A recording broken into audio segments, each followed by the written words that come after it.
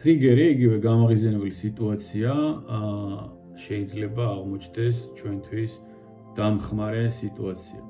წარმოიდგინეთ, რომ პარტნიორი, რომელიც რაღაც სიტუაციაში მუდმივად გვაღიზიანებს, გგონია, რომ მასშია პრობლემა და მისი ეს გარკვეული მოქმედება ჩვენში იწვევს საკმაოდ დიდ გაღიზიანებას.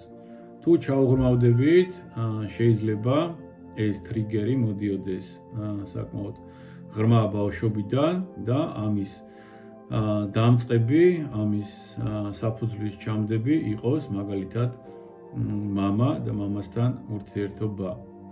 თუ ამას გავიაზრებთ, კარგად მივხვდებით, რომ პარტნიორი ამ შემთხვევაში არის არა ჩვენი მტერი, არამედ ჩვენი დამხმარე ადამიანი, რომელიც მიგვითითებს, მიგვანიშნებს იმ ჭრილობაზე, რომელიც გვაქვს მოსაშუშებელი, რომელიც საკმაოდ ღრმა ბავშვობაში ჩაისახა. ამის გაცნობიერებისას გვიჩნდება პარტნიორის მიმართ სიყვარული და მადლიერება, ხო? ანუ უკვე ვიგრძენით ერთ-ერთი მონაწილის ამ სამკუთხედისა, სიყვარული და მადლიერება და არა გაღიზიანება. ვიხედებით ასევე წარსულში და ხედავთ ჩვენს თავს, რომ ეს სიტუაცია, სადაც ჩაისახა რეალურად ეს პრობლემა, ეს ტრიგერი, ჩვენთვის იყო საკმაოდ მტკივნეული და იმ სიტუაციაში არ ვიცოდით, როგორ ჯანსაღად გაგვიარა ეს ადგილი და გვიჩნდება საკუთარი თავის მიმართ თანაგრძნობა და სიყვარული.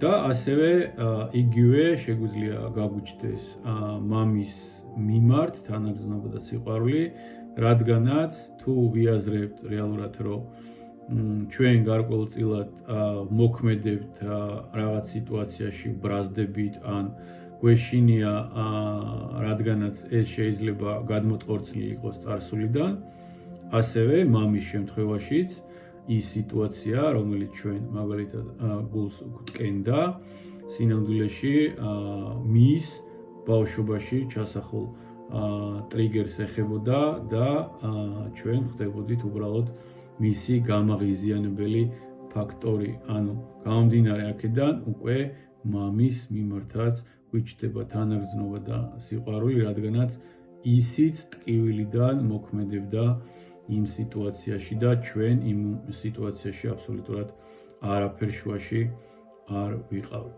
ეს გაცნობიერება გვეხმარება, რომ დამნაშავე ხარი არსებობს. მიყვარხართ ყველა.